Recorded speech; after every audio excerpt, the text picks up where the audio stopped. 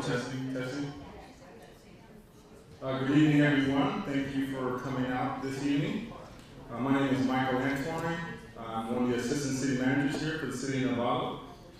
Thank you for coming out this Wednesday evening to talk a little bit about cannabis in the community. Do a couple of housekeeping items before we get going. Hopefully everybody's had a chance to take some of the refreshments in the back, hopefully. We have some nice refreshments there for you. We also, if everybody had a chance to sign in, also pick up a copy of the community survey. We would love for you to either complete that survey today, and you can submit it into the box there, or you can also go online and submit the survey as well electronically. We also have a little business card here. It has information for questions. So you just scan this little QR code here, and then you can be able to submit questions, and we'll be updating the website with responses to those questions. And it also has the city's website address on here, so you can get more information about this outreach process that we're going through as relates to developing cannabis regulations here in the city of Novato. And lastly, we have a flyer here as well regarding our outreach process. So this is the second of 3 community meetings that we're having, and a series of meetings to talk about cannabis. We'll have another meeting tomorrow, and then we'll have one more wrap-up session on the 16th. So please make sure you have the flyer and be able to communicate that information to your friends and family members, all who are in Novato, they will have some input and feedback on the process. With that, I'm sorry. Yes, ma'am. Did you say you have a meeting tomorrow? Yes, so we have a meeting tomorrow.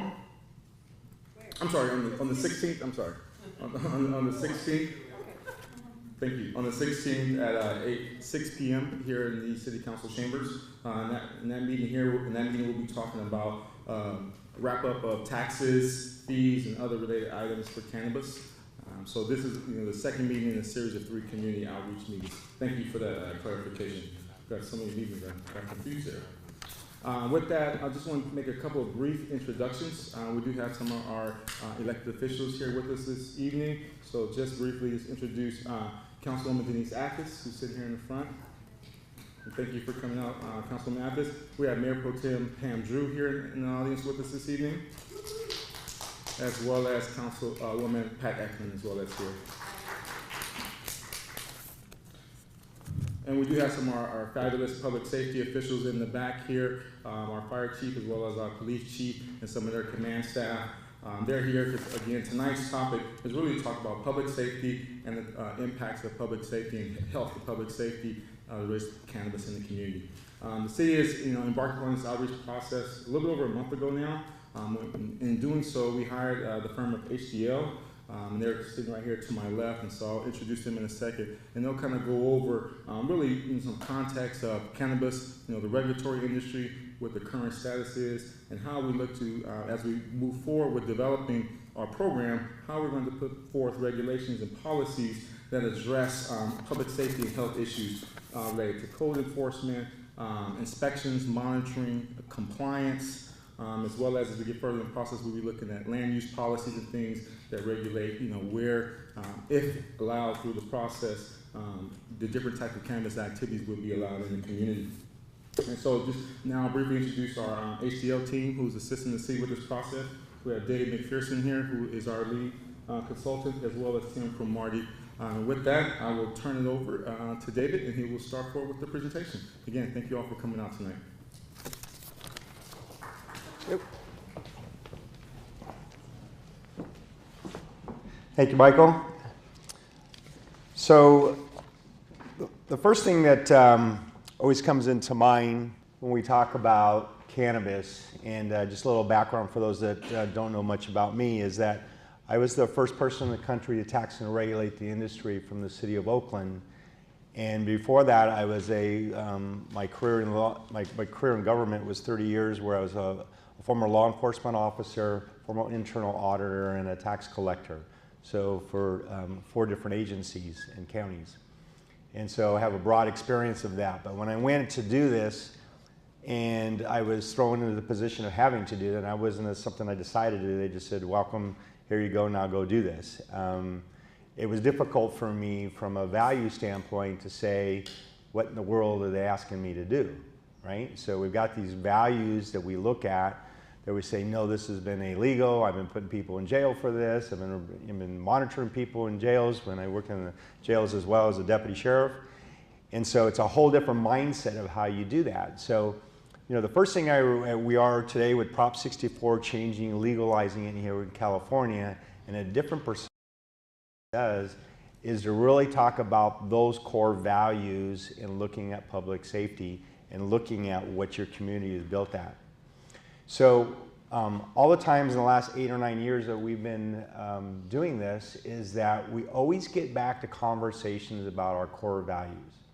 And from a community, core values I'm going to talk about is not your core values as moral standpoint, even though it's built a little into this. It's your core values of what your community is built of and what your concerns are. And that is these 4 elements here. And so when you really focus of anything you want in your community, it really is focused on these 4 issues, and especially when it comes to cannabis as an industry from a commercial standpoint. So public safety, obviously, without a doubt, is number 1. And of course, when everyone asks me, "Is Lonnie, are you going to make all this money? Bring in all this industry into it?" And I go, "That's the last thing that's on my mind, is making money, because if you don't do everything else right, then the money doesn't matter." There are cities out there that have a whole lot of businesses and have a big old mess because they didn't look at their core values and how they structured and designed their implementation, nor did they put that consideration for the whole process. So enforcement principles, looking at those, there's a few steps that we look at. And so the other thing that our company has done, most of our staff are made up of former regulators of Nevada, Colorado, and California. We've done 11,000 compliance inspections for marijuana businesses with our staff. So we're not new to this game. We know what it entails and what it does. But we also know what it does. There's a lot of lessons learned from this process.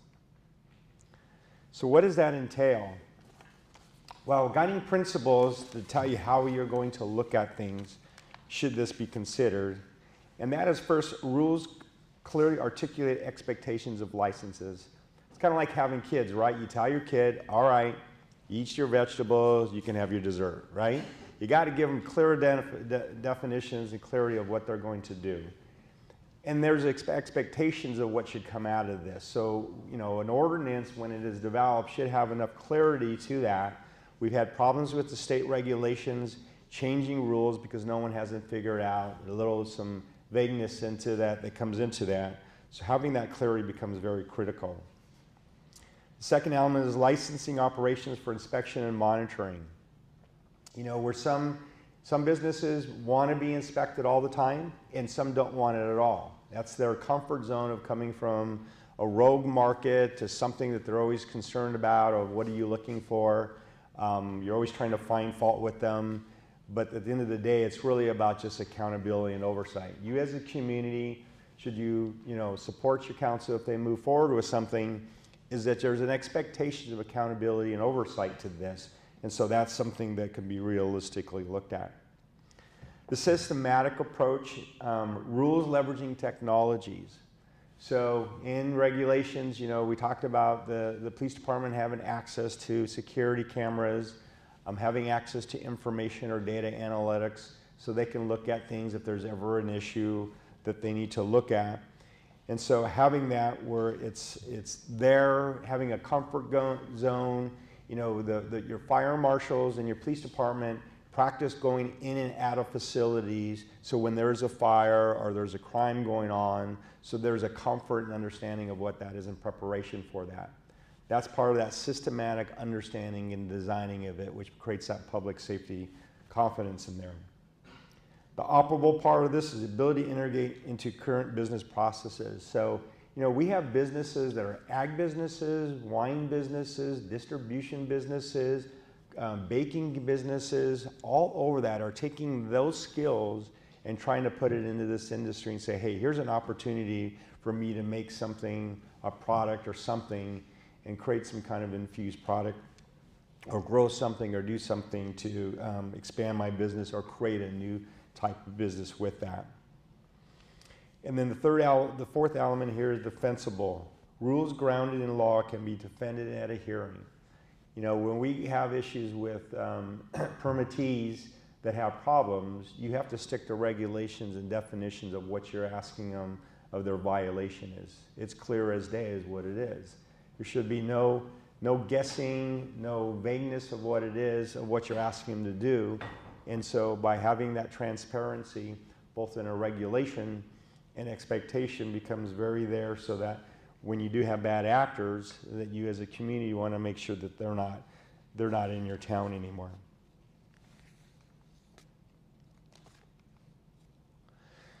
So enforcing the priorities, as we mentioned, public safety should be number one no matter what. It's not about all the other things that people want it to be, because at the end of the day, you got to feel comfortable in your own community. And so whatever that is to be done, makes to make sure there's proper oversight to that. And then the businesses, to make sure that they're doing everything right, even though we have confidence in any business that you bring in and goes through a vetting process, is that you want to make sure that they don't get complacent or find fault or something to do with that. So preventing diversion to minors is very critical. The black market, as we see it today, does not care if they give to minors. A regulated market is very concerned about that and very cognizant about that. And so the more we can move into a regulated world and provide products for adults, the better it is, and eliminate some of the, or to let the law enforcement prioritize those that are doing stuff illegally. Preventing gang or cartel involvement. You know, we had a conversation early with the law enforcement folks about backgrounds, and how some industry folks say, well, I don't want backgrounds. Why do you have to bother with backgrounds? Well, this is the reason why, is that you need to make sure you're keeping the bad actors out and the good actors in, and you got good quality people that are in your town and running a business, just as you would for other businesses that are highly regulated in California. And then preventing diversion of out of state. That has to do with more concern of, as the state gets up and running and runs a track and trace program, is that you're making sure the product that they are doing is actually going in a regulated world, not moving out of state. That's part of the problems to the north of us in Mendocino, Humboldt, and Trinity, where they have thousands and thousands of growers up there, but most of that product is just going out of state and being sold into the black market. So it's important that you have that oversight as part of that. And then step 5 is the transparent oversight of that. I think any good actor is going to want to make sure that that's there, because the more confident you are in this, the more confident they have in this. That means that the federal and the state levels are going to stay out of their way, because they see that you're trying to make this a legitimate industry. Regulations protecting public safety. So one of the first things that we try to tell our clients is the production management. And what that is really is the volume that goes out of a business. A business should be able to produce as much as they can do business for. And being able to monitor that becomes very critical. In the states that came before us, they were able to monitor how much volume that was gone out.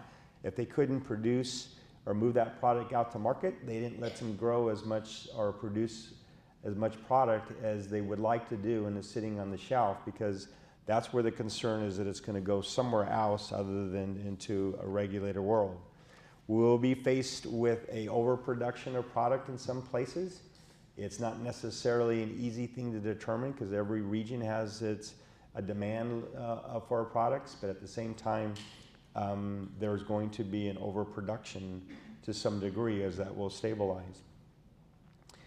And restrictions on purchase amounts, that's already in California law. That's going to limit how much someone can purchase in that, but making sure that there's some checks and balances, that people aren't bouncing from one retail location to another and buying it from multiple businesses.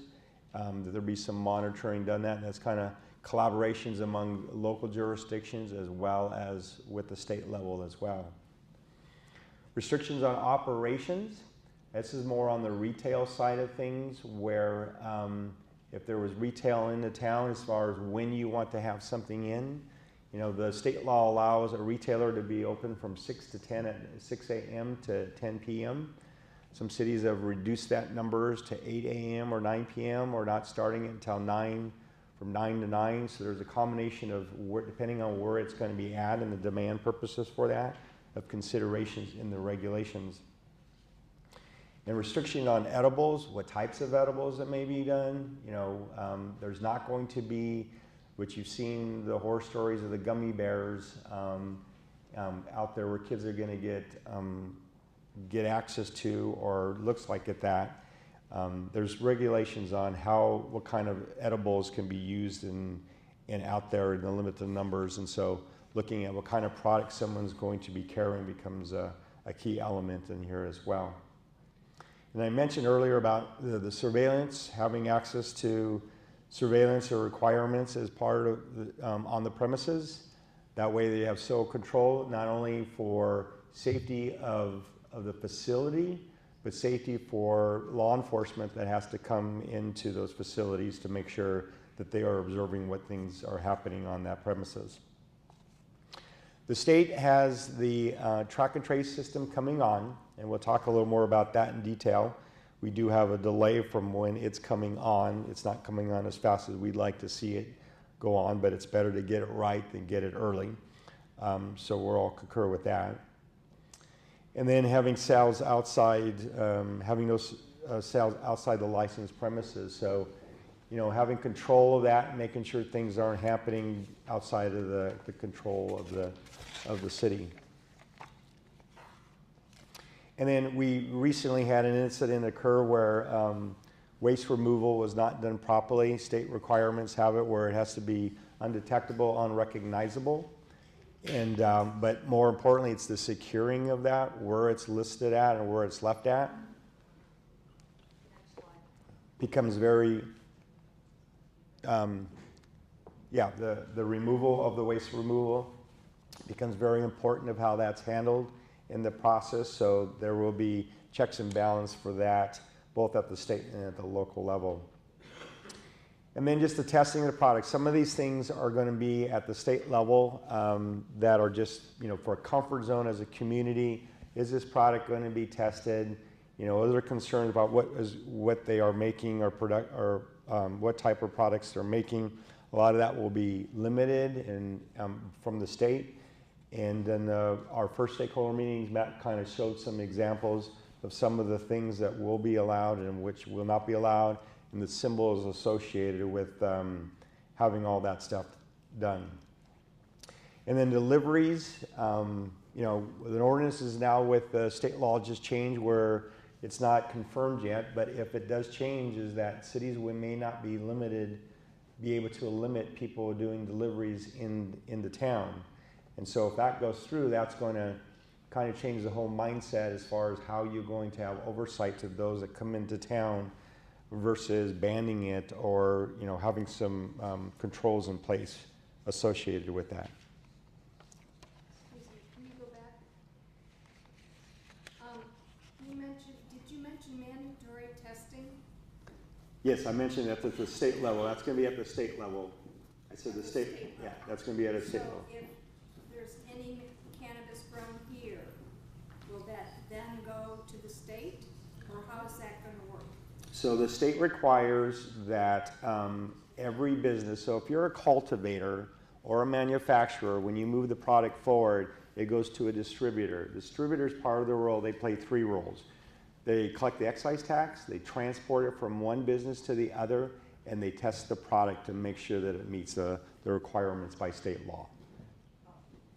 Okay? You made it sound like the state was doing the testing. Oh, no, it's going to be regulated by the state, not by the locals. Protecting the minors. So tomorrow we're going to talk about in more detail, I'm sorry, not tomorrow, next time we're going to, the 16th, have a discussion on the details as far as, our youth and access to youth. But one of the things that, what lessons learned that we've looked at is what put in the regulations, and some of it will be also in the local regulations, would be looking at the packaging, extensive labeling or branding. We already talked about the waste removal. And then looking at making sure that there's enforcement models put in place for either illegal sales or underage compliance checks associated with that. And we talked to the public safety folks about the different models that are put into place to kind of address some of those issues. So maintaining regulatory accountability comes in a few parts. You know, when we first got on into this from some of our client cities, they go, you know, Dave, we've already made a decision that we're going to have them into town, so our goal is not to chase them out of town. Our goal is to make sure that they're successful. And as we talk to some of our clients, they says, you know, we agree with that. And one of the mistakes that the state regulators did that came before California is they went out and didn't even know the regulations themselves. You remember, this is a whole new industry. So they were kind of learning them as they were going along with that. And then when they finally all of a sudden said, okay, we're going to start enforcing this, is that they realized that there was a lot of people out there that didn't even know what regulations were. And so it's very difficult to get a business up and running. And so one of the things that our clients have asked us to start doing that we do for them is when we do compliance inspections, is that we have different tiers. And so when we find fault with a business, we're not there to write them up and try to find fault with them. It's, hey, here's what you are doing wrong. Here's how you fix it, and here's what section of the state law or the city code that you're doing wrong. And get them, try to get up to speed on that, because they're learning through this process too. Just like, you know, everyone's going to be, if this moves forward, everyone's going to be holding each other's hand. You're going to go through growing pains as a community of a comfort zone of having them in your town. The industry itself is going through growing pains of comfort of being in a regulated world and being accepted as part of the business community in your community. And administration, from the oversight of this, is going through the growing pains of what it's like to even be involved with this, right? So everyone's kind of holding each other's hands on that. So that's kind of the business mentoring of this, is that there's going to be a give and take on trying to understand some of that in that process. And because we've got experience of doing this, the goal would be is that as we transformation into this of consideration is to have a process that would make that smooth landing as you go through this in that process.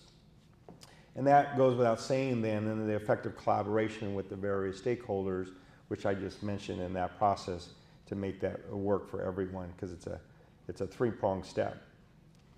And then with that, I think when there's that comfort zone, that's where the value of voluntary compliance has. We go into places where some businesses open the door and say, what do you want to look at? What do you need access to? Who do you need to talk to? And how do you want it done? And there's other businesses that will stand at the front door and say, you're not walking in here unless my attorney's here, right? You can tell about how they embrace that relationship based on the process that goes through, but also how you both have that collaboration of wanting to get to the same places, to have a safe place, a community component of this where it becomes very critical to that, and that there's no problem about accountability into this process. So issues that consider as we talk to some of the public safety staff, and when I say public safety, it's not just law enforcement. You got to remember, a lot part of the public safety aspect of this is the fire and code enforcement components of this, right? They play a major role because you've heard about fires, you've heard about, you know, safety issues, and so part of that has to do with how do you make sure these businesses are operating correctly in here. And so of those, the issues to consider is unpermitted construction activity. We talked about making sure that they understand what they can and cannot do, and they can't just build something or add something or put another electrical outlet in or put another firewall or put another wall up or bring in a storage container inside a building and do things with that. And so being on top of that and keeping them accountable for that is one of the things that has to be constantly looked at. Access control requirements, as far as getting access to things. You know, we talked about how the public safety folks can get access to the buildings in case there's a need for that, purposes for emergencies, but also who else is getting access into the buildings to identify issues. Inventory control procedures is a process just to make it, I mean, you've seen it happen with alcohol industry and tobacco industry where there's a touching point and there's some oversight to every touching point to make sure there is proper procedures in place, and we're going to talk about the track and trace in a little more detail. And then just having data. One of the things that we have found out that data plays a very critical part in identifying some of the issues that we have with businesses, or to make sure that there's no concerns regarding how the business is being operating. And then typically the biggest complaints have to do with number 5 is, things to consider is the noise, smell, light, traffic, and parking.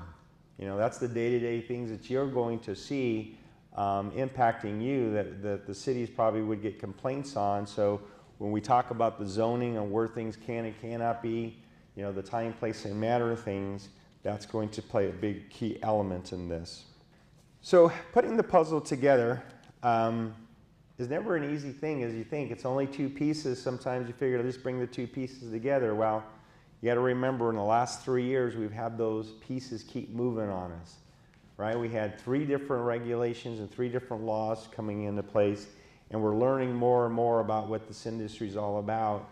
And because we're such a big dynamic state and how this is being evolved, it's really changing in how we look at things. And so we constantly have changes that you hear about. And so, when an industry is trying to create itself, it's got to reshift itself every time that there's changes to them to be in compliance. And so that's why I talked about the holding the hands together, a little bit of patience on some of the things to do that. And with that, we believe that an enforcement activity has to be both proactive and reactive. And as I shared with you of that mentoring component of it, the proactive is addressing the concerns of you. So as they go through, an industry may go through a process, you are reaching out to the city and voicing your opinions on things of your concerns that we talked about, the noise, the traffic, the congestion, the lighting, anything that's around or where a business may be, what type of business it might be. So being proactive and being involved in that decision process like you're being here today is very critical to that.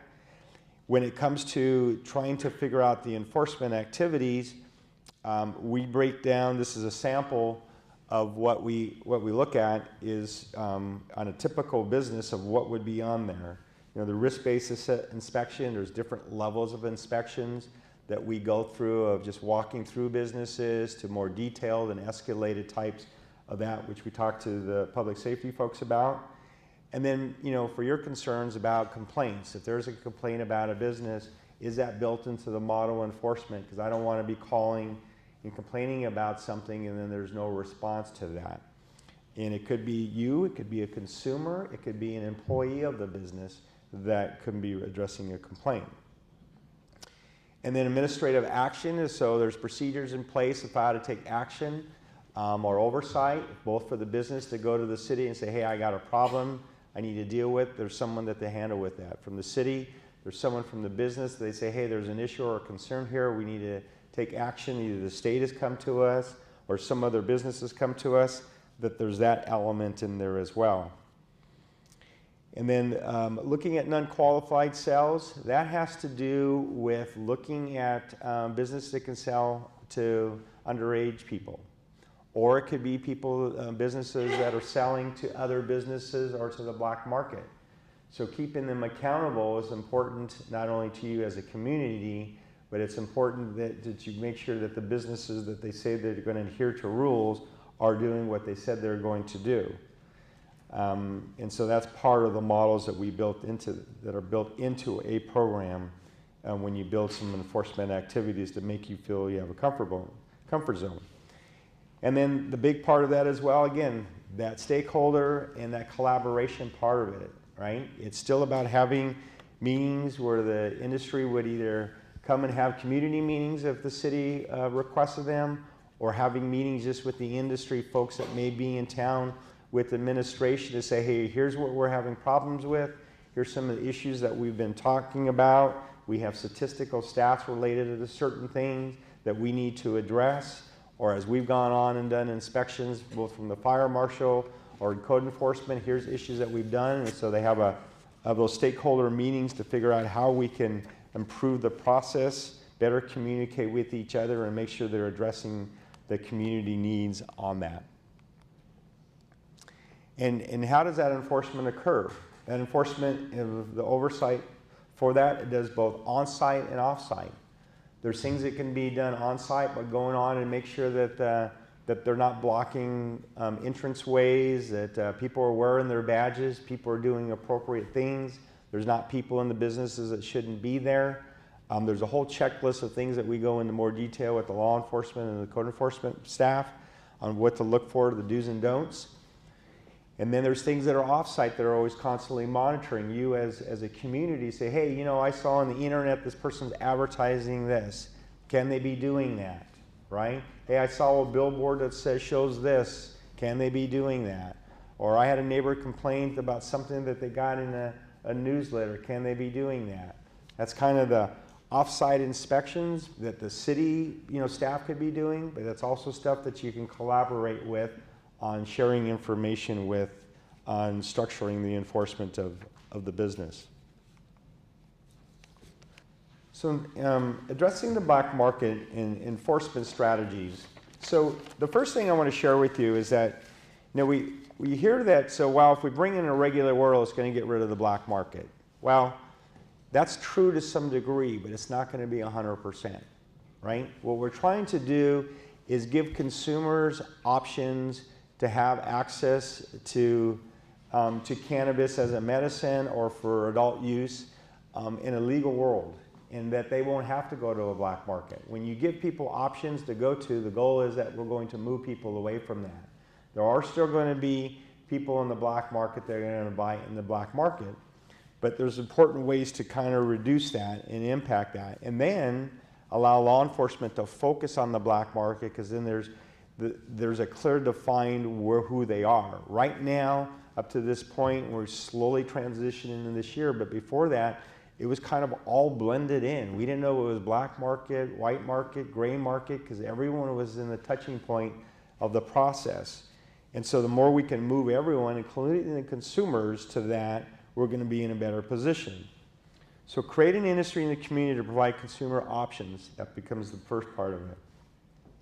And then educate the consumers on to only purchase from a legal market, because once they know where they can go, then they have options to do that, they're going to feel more comfortable about that, and then they will understand of the issues and the consequences if they're buying in an illegal market, especially as there starts being a law enforcement action taken. Creating a tax mechanism in there also goes at that. One of the things that we've done, we've got some client cities that are just setting up a tax so that even in where they're having challenges of getting rid of illegal businesses, they're able to do assessments on them. Kind of call that the Al Capone rule, that you can't get me for bootlegging, but I'm going to get you for taxes. And so you can get an assessment on them, and it's hard to argue that no matter what kind of option you look at in that, which may come down the road.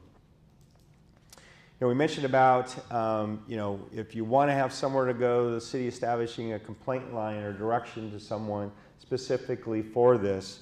Some businesses are even proactive on it. It says, you have any questions regarding this facility, contact this number, and it's their manager to contact in that. In our ordinances, we draft ordinances say there's a liaison so that people within 300 feet from that business would have an access to a contact person so they can do that. Some businesses ask the cities to request to allow tours to come into their facilities before they open, so that people can see what it's like and know that it's not, you know, something that's, you know, something different, that it is just a regular business, to see what it's all about.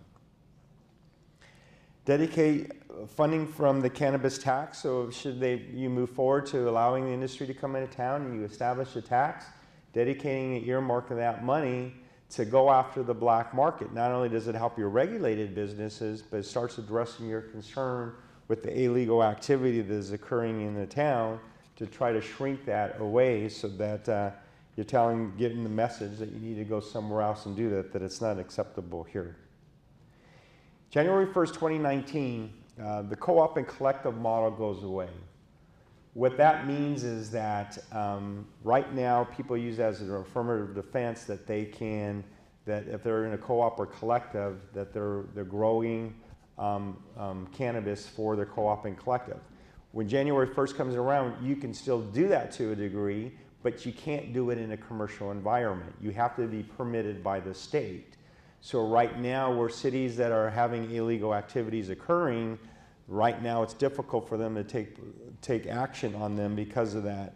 That's still there until January 1st, but when that goes away, it's going to give police powers a lot more authority to do things.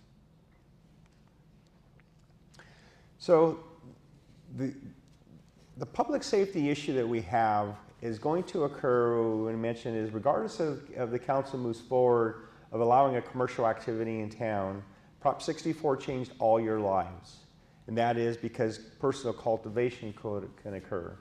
So you have public safety issues associated with that, not only with minors being in the house, you have mold and mildew issues, you have electrical issues, you have pesticides issues, you have just issues of concerns regarding theft or robberies associated with that. And so the city has already drafted a personal use cultivation ordinance, which will be revisited and evaluated to see if it needs to be updated to put into place. But it's going to be very important that there's some kind of enforcement mechanism in that. Not so much from, we're worried about everyone growing, because we've been doing this for almost a year now and it hasn't been a big issue, but more or less about the safety of it from the public safety side of it. Not a matter that people are doing it or not doing it in there. So putting some reasonable regulations in there to address the electrical elements, the securing it and keeping it away from kids, not having it where it's going to be in kitchens or living rooms or places where kids get together, and keeping gas products out of it. Even though you can grow it, it doesn't mean that you all of a sudden can be doing extractions out of your home and having explosives doing that. And we find that a high percentage of people rent homes. So making sure that the property owner is approving that process becomes very important. So this is just a picture of a grow, that this is what you don't want, of why there has to be some kind of regulations for personal cultivation.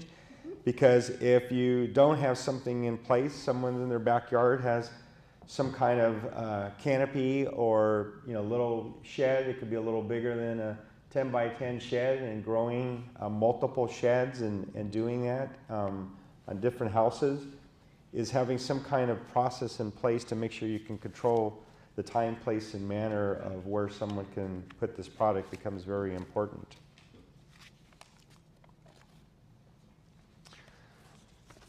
So the last step that we look at is how do you as a community can ensure that this product is going to be accountable, and that there is going to be some safety elements of that. So the state has required, or will require when it comes out, a system called the metric system. The metric really is a track and trace system that the term is used from seed to sale. It really is from where the plant gets a tag on it. It's called an RFID tag. It'll be later in the process in California. In other states, they had it when we called it was a clone. It was when it was 8 inch vertically or horizontally. But now the plant's going to get a little bigger than that before they put the plant on. Part of the justification is that 50% of all these plants die in their early stage, and so putting a tracking mechanism just causes more problems for the industry, and these little tags are not cheap. And so they wanted it to be farther down the road. So having this tag on there allows to have a chain of custody control of that. So not only from the city, the state having some kind of control over that, but the city will know that the business is required to do that. And so if they do inspections, there's things that they can do to make sure that they're accountable for that. So the data is important because the data will show a reflection of, again, when we talked about the capacity of production and how much production they're making and how often they're doing it, and looking at what they're doing it, and checking on things for if there's any inversion or diversion of product being going out the door or brought in the door. The data keeps you an opportunity to manage that process and look at the different things and make sure people are complying with all the policies throughout the chain. Remember, this process goes from the cultivator to the manufacturer to the distributor to the retailer to the consumer. So, as in any other place, the city needs to have administrative tools to do their job. And so, in the regulation that of consideration will be looked at is putting this in place and having these tools, to have access to records, put stuff on hold if the business is not behaving, so they can't move their product, and if they can't move their product, they can't make money, so that's not a good thing for them. When they're cooperatively volunteering, surrendering things where they're not in a fight with that, it becomes very important to do that. And then if there's every production illegally done or contaminated product where they can do some destruction of the stuff, it can be done. And then just kind of, verbal warnings and go through a process where you're kind of giving them baby steps through that depending on the degree of the issues. So there are administrative tools to make sure that they're doing this correctly.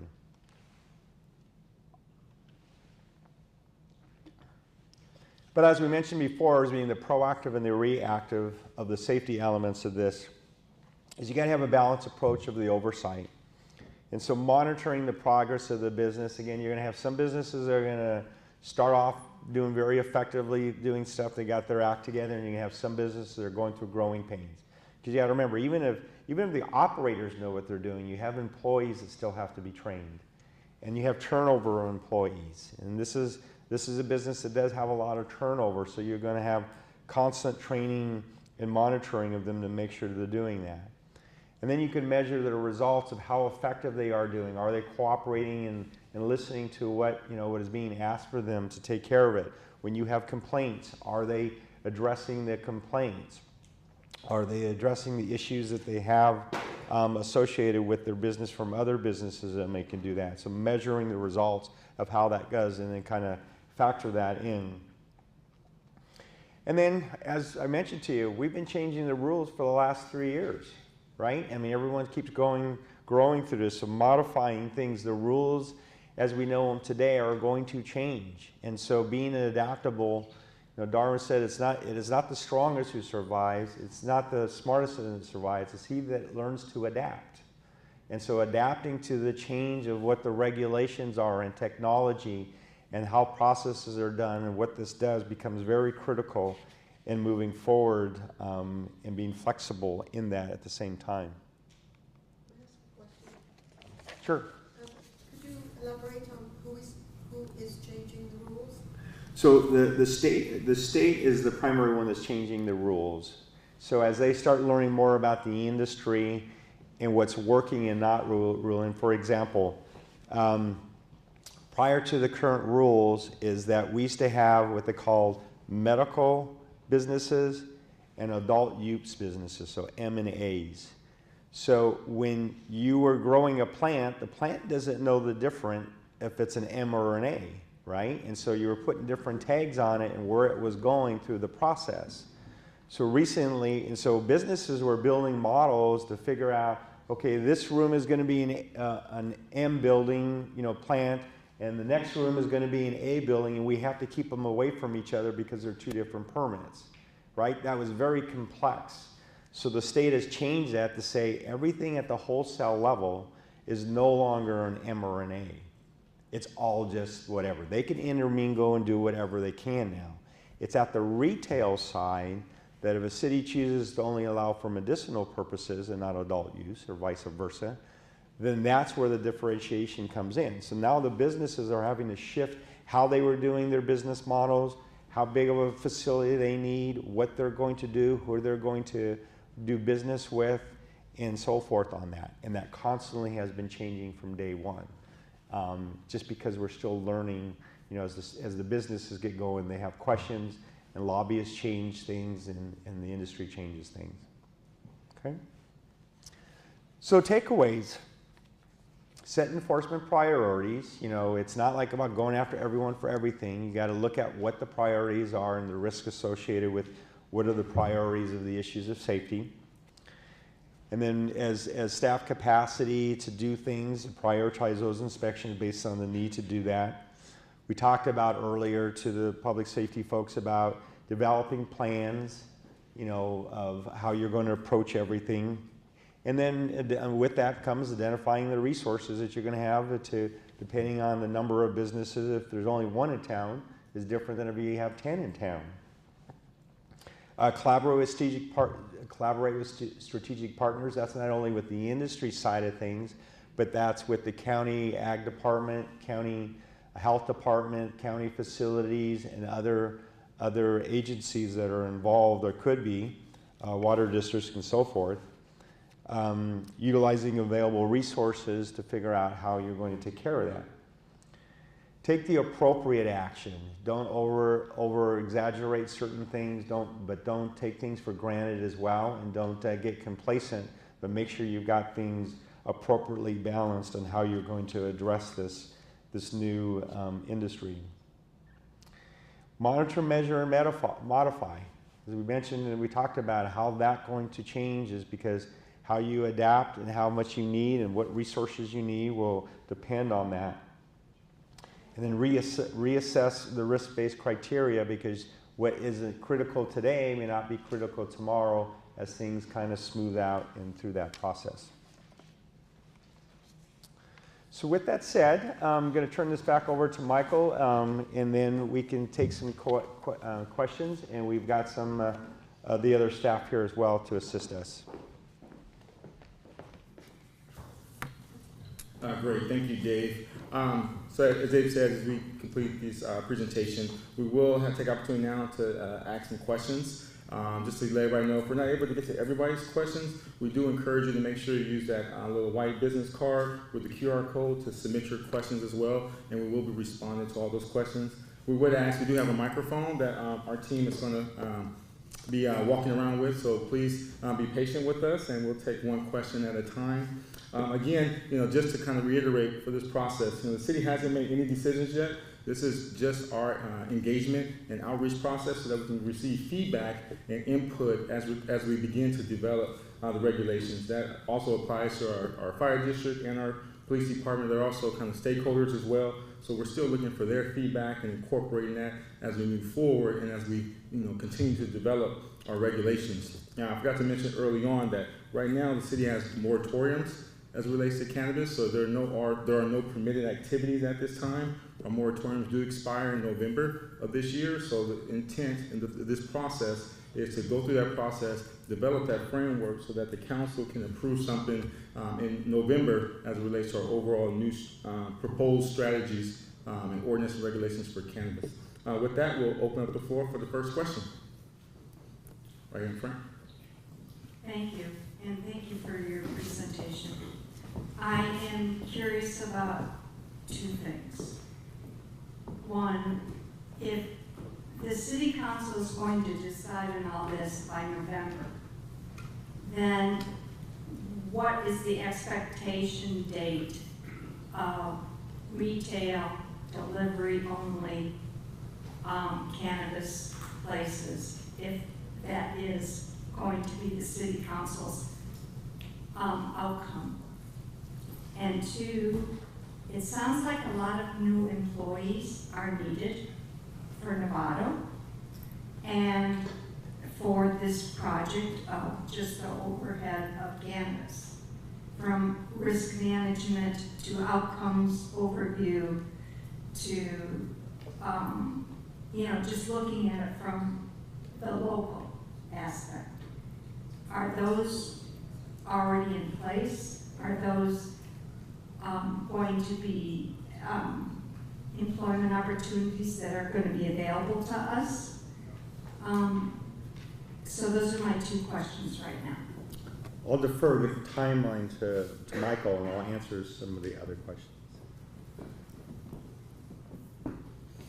As it relates to the time frame, we're probably a little bit, and I think Dave mentioned a little earlier, we're probably a year away before we actually have any businesses in place, because even once the council approves some regulatory framework by the end of this year, those businesses still have to go through their state regulatory process, the city's process. Once the ordinance is in place, the city still has to then develop our business license structure, our tax structure. Our tax structure requires a voter approval, so we still have to go to the ballot for that as well. And so that would be around November of 2019, potentially, that we would even go to the ballot to tax those businesses. So we're at a minimum a year away, but once we get a regulatory framework in place, and then we will start to develop, those internal processes and how we set up our business license and our tax structure. As it relates to the number of employees, that still is to be determined if there is a need for additional employees or how many additional employees. We have to go through a fiscal analysis process where we look to see what that impact will be of those businesses once we find out the type of businesses. So if there's, some of that would depend on if there's, the city allows a certain number of retail storefront operations, or is it all just manufacturing or testing labs. So a lot of that is contingent upon what the regulatory framework looks like, and then as we develop a cost analysis model to determine what that impact would be, and so how many more additional employees would we potentially need to regulate these businesses from a compliance and inspection standpoint. Would that mean we need to contract services with firms such as HCL or other firms in the industry who are providing those types of compliance services for cities? So it really depends. We haven't went through that analysis yet until we kind of get an idea of what the playing field looks like. But we would be looking to utilize some of that tax revenue to offset the cost for any new employees that would have to be hired for the regulation of cannabis businesses. Hope that answers the question. Hi, can the moratorium be extended indefinitely? Is that an option? Oh, I was trying to sneak.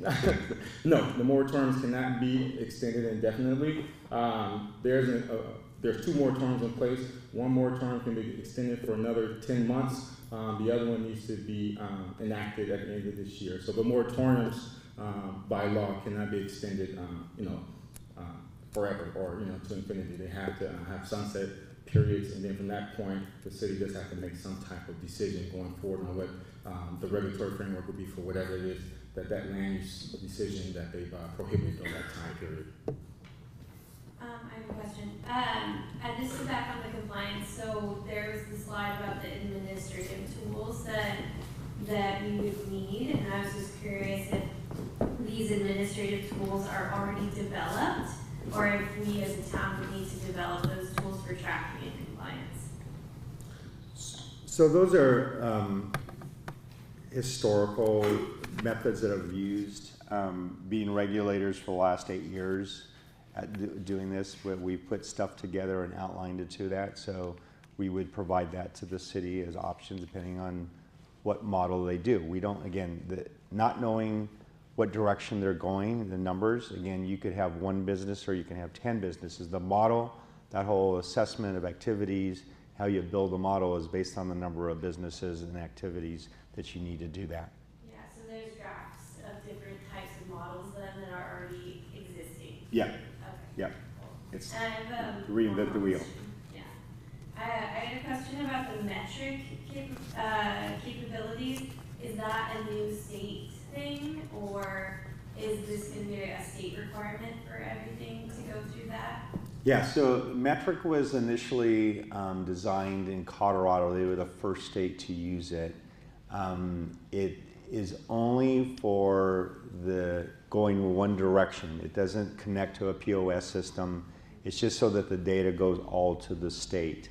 The beauty of the metric system is it is not done by an industry business. This is a business that only contracts with the state and does, just like we only contract with government. So it does not have a double dual usage for it versus some of the other track and trace systems in other states. So is California thinking of California is using it, yeah. They're just a little behind on the design of it because we're a little more robust than the states that come before us. Only had 3,000-4,000 businesses. We're potentially going to have 15,000 to 20,000 businesses in it. So there's a lot more demand and what needs to do that. And we're learning from what those systems didn't do before us and make sure that the system that we have that we put in place is going to be able to do what we need it to do.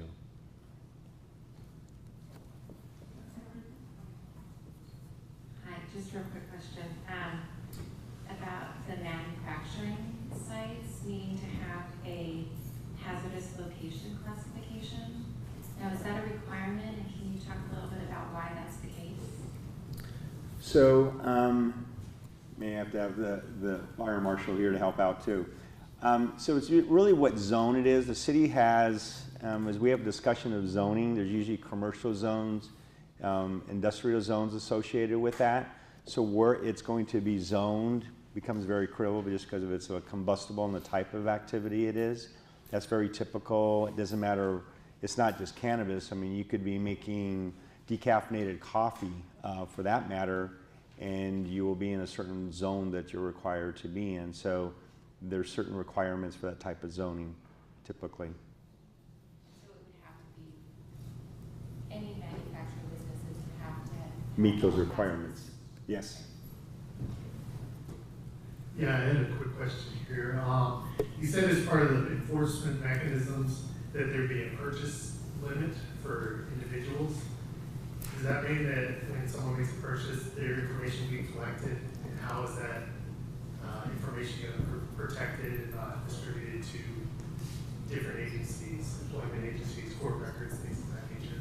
No, it's not designed for that purpose. It's really to make sure, in other states, and this is one thing we will talk about in another session really, is that there's bud tender training. There's restrictions on what a bud tender can sell to an individual. So you don't walk in the door, walk back out, walk in the door, walk back out, and buy multiple things. So it's really to focus to see if you're running, you do the data analytics to make sure that the amount of purchases that they're appropriately following in compliance with state law. So it would not take personally identifiable information? No HIPAA related, well, HIPAA as it is today, but yeah, there wouldn't be any identifiers for that purposes. The focus would be to get the business correct and not the person that's doing it. Thank you.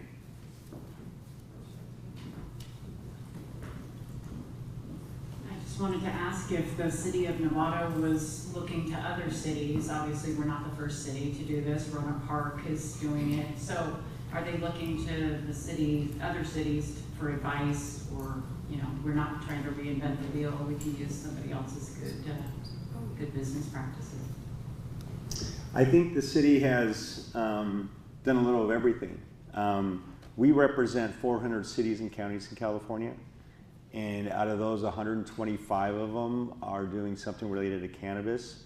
So our team of staff are, you know, some of the top people in this industry from the government side that make up our team. And so they not only are doing their assessment of it from their surrounding neighbors and cities where they're doing it, but they're also, us being a consultant, they get all that intel from us.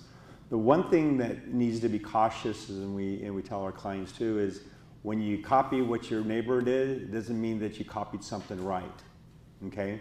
As we talked about, the rules keep changing constantly. As of every ordinance that was drafted as of 2 weeks ago is already outdated.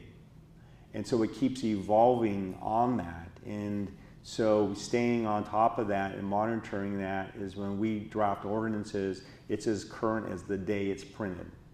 And so most cities are already, you know, been here since 2014. What we did in Oakland in 2010 or 2009, they're outdated. So you got to constantly make sure you're up with that. And that's really what the focus should be on, is having the good information on it.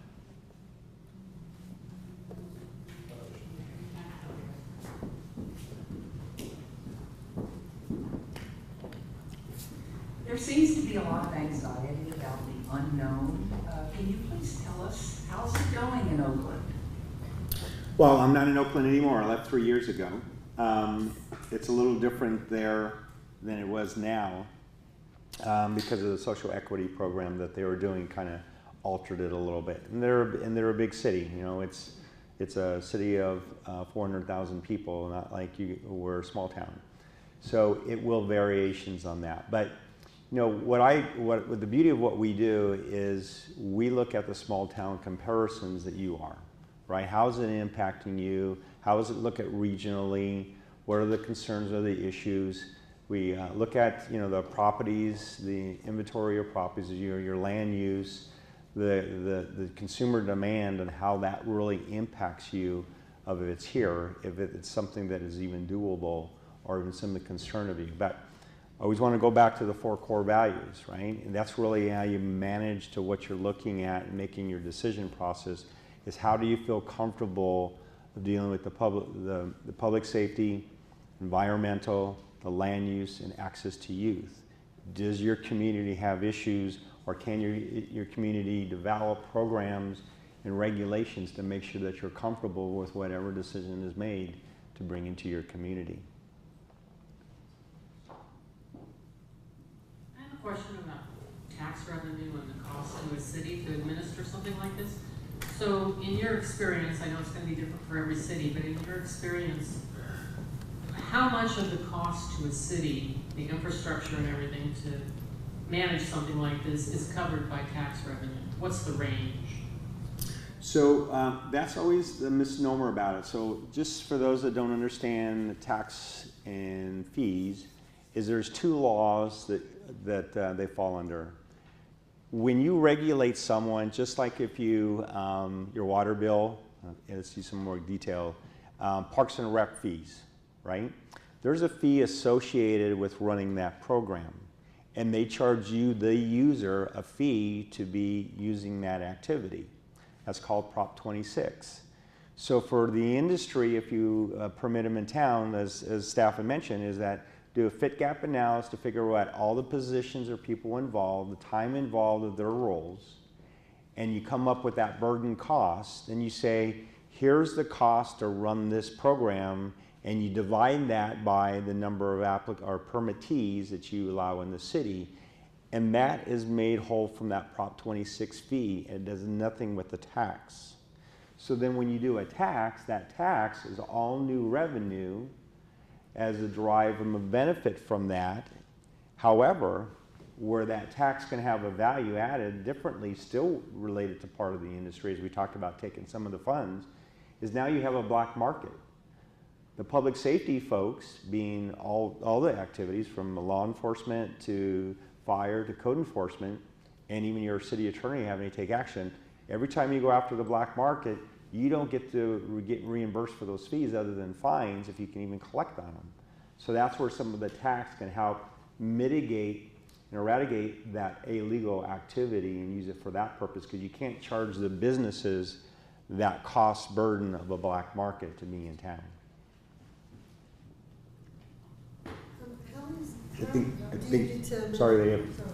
We have. Thank you. I have a question talking about taxes in the black market.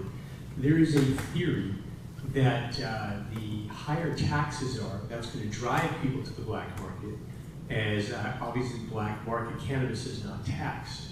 So being that there's already approximately a 30% tax on cannabis, I was wondering if in your experience you had an opinion about the relationship between higher taxes and driving more people to the black market. Yeah, sure, absolutely. So the reference is, and then you used a good number of 30%. So that seems to be the pain point of what the total cumulative tax is. So the state already taxed at 25%. So your margin is about 5% where you keep it under the 30%, it seems to be an acceptable range of where the businesses can be sustainable. It'd be nice if the state taxes would go down a little bit and we'd have a little more in there. But that's the vertical part of it. And when we get into the tax conversation strategies we'll talk about, you'll see of why the touching point, that if you tax it at every touching point from the cultivator to the manufacturer to the distributor to the retailer, how that's a compression and how it impacts the businesses of being sustainable, and from a consumer that they go into the black market. What I think there is some compromise, as long as the tax is reasonable, is the consumers are changing a little bit as far as the users. First of all, black market doesn't, for the most part, do manufactured products. You have so many new products that people are utilizing that are not in the black market.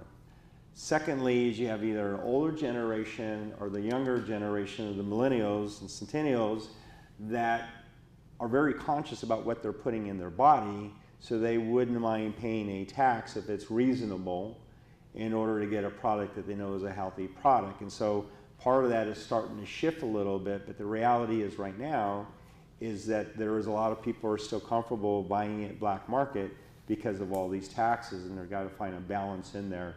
And I think when that gets a little stabilized, it'll make a difference, but we still got some work to do on that.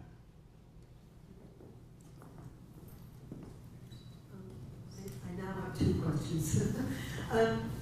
Based on his question, is there a possibility that there would be a different tax if it was used for medicinal purposes as opposed to pleasurable purposes? And that's a conversation that we can have. We're going to have the next stakeholders meeting. The third one, part of the agenda will have the whole taxing strategies and do's and don'ts. And my other question was based on your responses to somebody over here. How do you determine consumer demand? Well, that's what the great beauty of data analytics is. You know what they're putting in inventory. Most of the businesses will keep on site that volume for roughly 2 days to a week, depending on what the limitations and the size are. And so the data that their POS system will keep their inventory so they know what's short. Just like when you go to the market, right, and you buy some pickles and there's no more pickles on the shelf. They have an inventory of what they have to get in, and so they kind of tack that. The data analytics will tell us what they're selling, how much they're selling, when they're selling it, you know, what kind of transitional things are occurring on there. There's all kinds of data that you can use off the system to make. No, I get its logic. I thought you were referring to before a dispensary was brought into an area, that there was an ability to try and determine consumer demand. There is a consumer demand. There are methodologies where they average roughly 8 to 13% of a population of a community consumes or uses cannabis. So, but you also remember regionally is that you're pulling people from other cities in there. So there's models that we have when we do analyticals from a fiscal analysis to determine, you know, how a business will do and if how many businesses it should be in a certain area.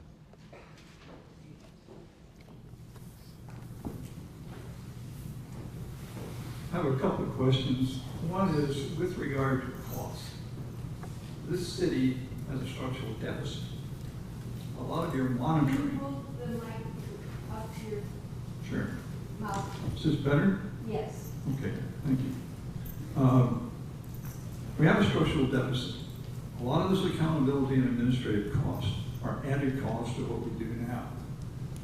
Both services, the fire department and the police department, are some of the most expensive services the city has, and they're a large percentage of our budget. Our police department has high turnover because of the nature of Novato. We get a lot of young trainees who leave for other places. We still have to train these people. It's an added cost to us. You made reference to a 5% ban, 30% to the pain point, 25% for the state. You made reference to models that you could use to project how much tax income you would have. That 5% ban, has anyone done the math for a city the size of Novato, incorporated all of the costs,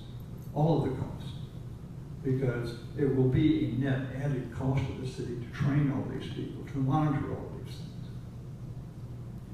It's indeed a troubling thing that when we talk about this has not been addressed. The other thing is that the elephant in the room is recreational use. That's where the bucks are in this whole program.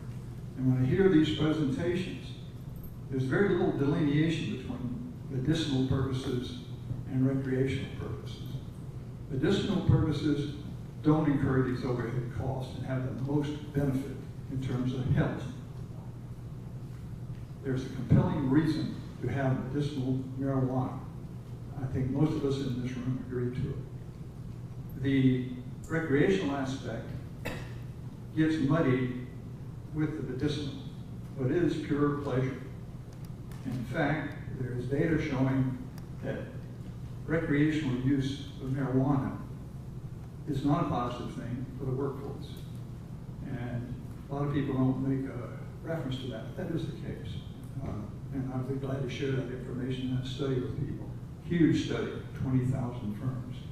So my point is, why are we rolling the dice when we don't have to? The city is highly taxed now in many ways. And what are we giving up in order to have a few people have the enjoyment of smoking pot? And of course, that comes back to our core values in the city. We are a city of families, of children. And if I'm on the city council, my time is up. I know that. And I appreciate your patience. But can you address that 5% ban and projected revenue, and what is the net revenue that's available to this city of this size, 45,000 people, 13% users? What do we have to cover these added costs? Thank you. So, two parts to that was, yes, it's not the size of the city, it's the size of the industry.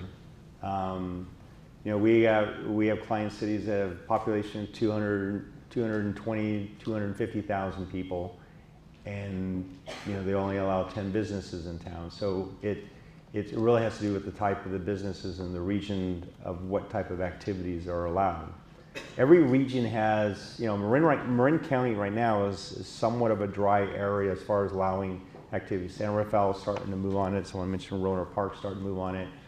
So it really has to do with what the demand of the consumer is, but also the business models that will be coming into place. That's part of an application process that would be designed for that. You also mentioned about the medical and adult use side. That's a policy decision. You know, I think the discussions that we're having through that, we're doing the surveys that ask that questions about asking both sides of that. That is going to be important as far as the evaluation component of that. As the council has a further discussion on that to come into play of if it should be one or the other. Regarding the administrative side of it, I know what we were talking about sounds like a lot of oversight, but the average FTEs for 24 business in town is less than 2.5 people. You gotta remember, it's not full bodies doing something, it's an average about 60 hours per business of oversight. And so when you do, the bodies are, you know, a little of each. They're not always the same person that's doing something or a role. So, but when you multiply that by the number of businesses, you would get to that somewhere in equivalency there in cost, and it's going to be a full recovery cost associated with that. So there's multiple models of how staff is resourced. We're very big advocates of using as much civilian staff as possible, and for other reasons, and we've talked to the public safety folks about it, but there's ways to address that, to address and balance some of that cost. Hi, I'm wondering if the city has, is gonna make an effort to invite input from educational organizations. I know you made an effort to reach out to get input from business community, but what about those of us who work with youth? What about those of us who have a special interest in this issue related to how we're gonna protect our youth? And I know that's the next workshop emphasis, but I just want to know about what the plan is to gather input from nonprofits and those of us who work with you. Thank you. And Brian's going to answer that question. Yeah, I can actually answer that. So we actually have certain special meetings set up for NUSD, and so we will actually have NUSD come and provide input, voice their concerns, questions, etc. And we also invited other special interest groups as well to several of these types of meetings. So yes, we're going to collect all that information, put it together, and hopefully try to get the I guess, the best overall idea of what we need to do, as a city, and yeah. Okay. Right up here. I wonder if we could hear from Chief McGill about, Can you hold the mic up to your mouth, please? could we hear from Chief McGill about the impact of this on his department and law enforcement in Novato? Chief? Good evening. I want to kick the can down the road, but a lot of it depends on what the council decides. Do we have retail establishments and storefronts, or these private, not private, but sort of, in industrial areas that no one really knows about. So it really depends on what we decide upon. There will be some impacts, certainly. We heard much of those tonight. But largely, this will be in the code enforcement civilian world, much of like all of our other businesses are regulated. Will sometimes there spill into crimes? Potentially, probably yes, but many of our other businesses have those issues as well. It's more likely that the black market things happening in homes, or deals being done out in the community, they tend to lead to more violence than a highly regulated, sophisticated background check establishment with high levels of security, et cetera. Are there still some risks? Largely cash businesses, it's very profitable, certainly, but we wouldn't expect that we would be overrun with any significant violence or anything like that, as long as we had strong regulations and we had the staff to make sure that was happening.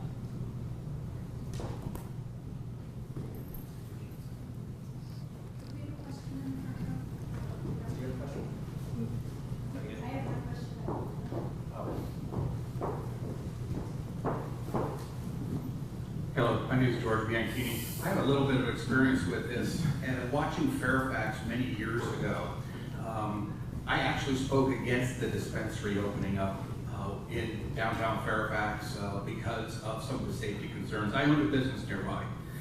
10 years later, they went to try to expand to do a delivery service. And at that particular time, since we all became knowledgeable of each other in the Chamber of Commerce, it kind of became like any other business. As a matter of fact, when I spoke on that, we went and got some records. Now, I own the video store in town. We had 4 police calls that were related to an arrest. The bank was robbed twice. The grocery store was robbed once. The other grocery store was robbed twice. The library was burglarized. The school was burglarized. The cannabis dispensary never in 11 years had a police call because of some of the regulations. Now, Prop 64, which I also didn't back because of some of the language, and I'm actually in the industry, was such that towns have an option of saying no. And behind the scenes, you have the black market looking for their brand new fertile ground.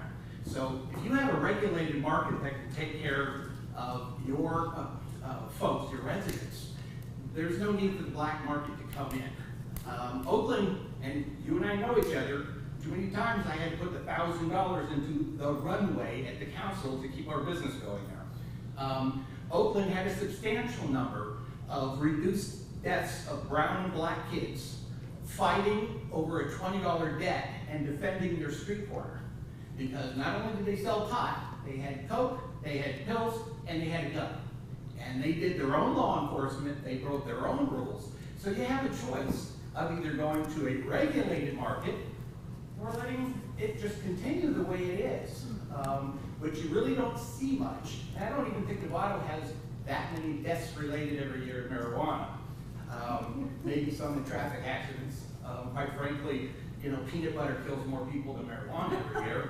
Sugar kills 250,000 people every year, yet kids can buy it at 7-Eleven. That's all I really have to say. There's more of this than what meets the eye, and a lot of it has to do with common sense looking at this. I realize a lot of people are against it, but the options are what you already have versus regulated. Look at it this way. What if you didn't need to show ID to buy liquor, and your 5-year-old can go in and buy a 6-pack of beer? That's the way it is now with marijuana. The black market doesn't care who you are, who you're selling to. Thank you.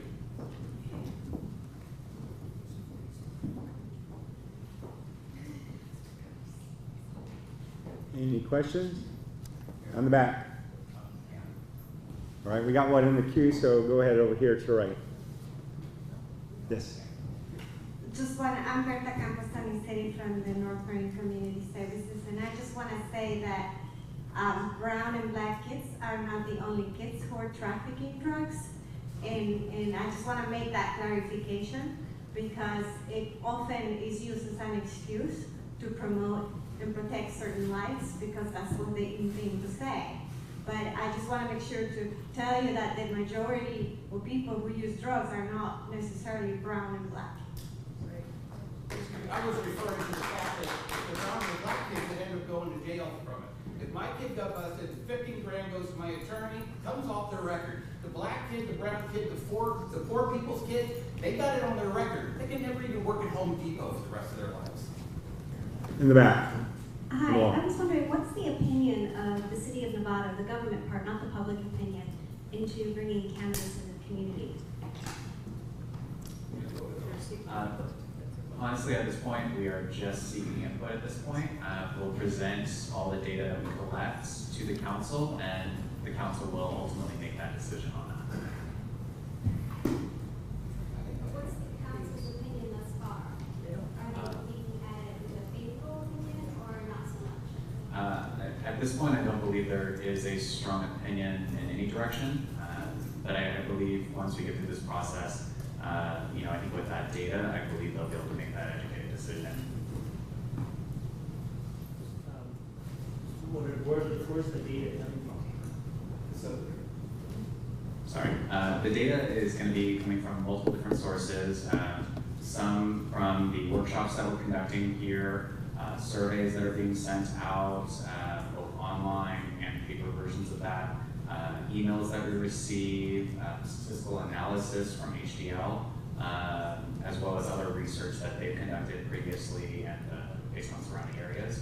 Also research that we collect from other cities when we see, similar cities to Novato and kind of what kind of ordinances they put together, what the end results have been based on those ordinances. We're just trying to collect all that data together. Will there be a public hearing before the council goes to vote on it? Yes.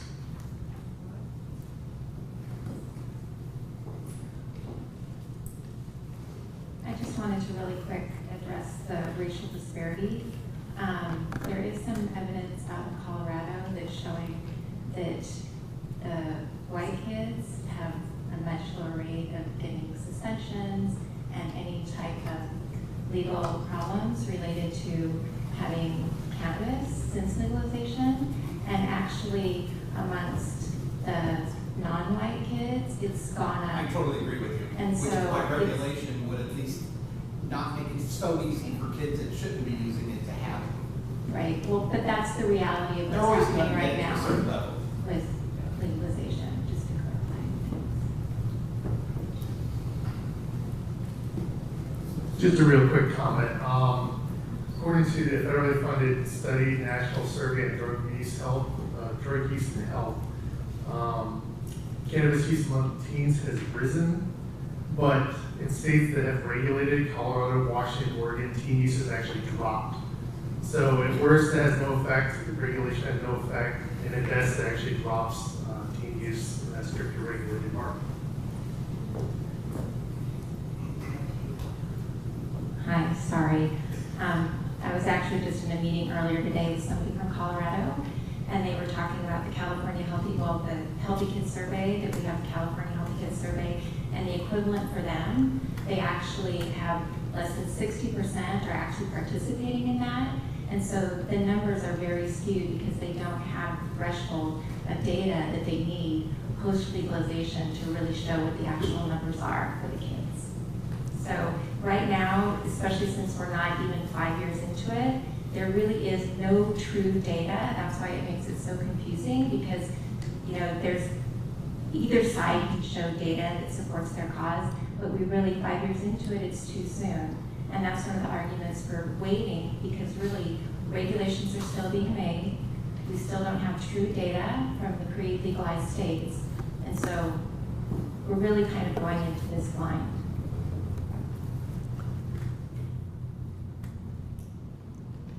Is there any other questions? Okay. Okay. I guess we'll wrap up. Sure. So I wanted to touch on the data thing about analytics.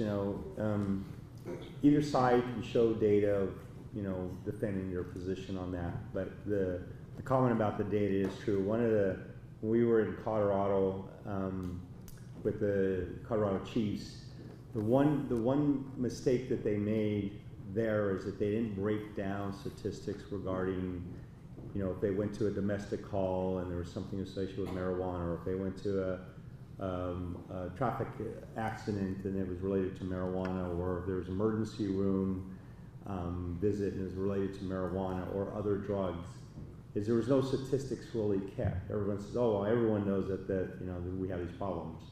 So as we've got into a legal world of the 5 states that have come, they are starting to now collect data. And as the lady I mentioned about, data is still fairly new, so it's hard to tell of who's participating in that. There's data that goes down that says, well, some areas there's statistics that go up regarding crime. Well, what they found is that, in some police departments that are not having to spend time dealing with marijuana, they're prioritizing their stuff on other stuff, so their statistics for violent crimes and others going up because of the fact they've got more time to dedicate to that.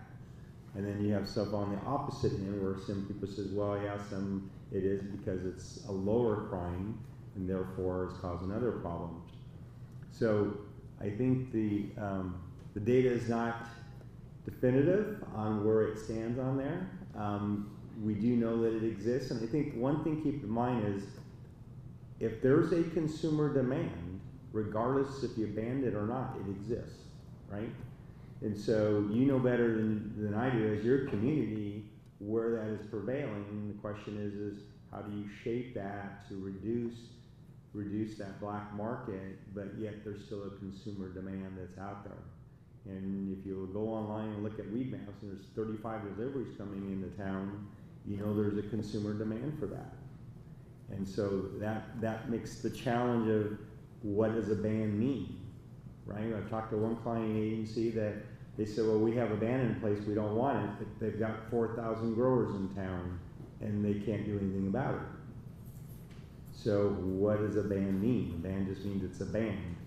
So finding that balance of what you want in a regulated environment for your community versus what you don't want has to really do with the reality check of where you're at and just kind of knowing what that is in that decision process. And that's part of what this is all about, is as a community and a council to figure out and gather that information, really where we're at and where that balance point is and making it a part of that decision process. So with that said, we are going to adjourn. Does anyone want to close this? Or? So I want to thank everyone for coming out today. Thank HDL, as well as members of our public safety, Novato PD, as well as Novato Fire, a couple of different places around here. I want to remind everyone as well that we'd love for you guys to provide additional feedback, both through email, through our surveys. If you want to provide any comments, questions, anything like that. Like Michael had mentioned before, we do have this card. It does have both the link so you can submit questions and any comments, as well as participate in our survey. And you can actually do it from a phone or mobile device. Simply just take a picture of it and that's it. It'll take you right to the link. I want to also make sure that everyone picks up our flyer here that shows our last cannabis meeting that's coming up, as well as its location, which is basically going to be here. And then if you'd like, we also do have a paper version of the survey if you haven't already picked it up. You can drop this off at the City Hall here in the council chambers, as well as the Novato libraries, the Novato Unified School District corporate office, as well as any of our recreation centers as well. With that, I want to thank you for all coming out here, and we hope to see you at our next meeting.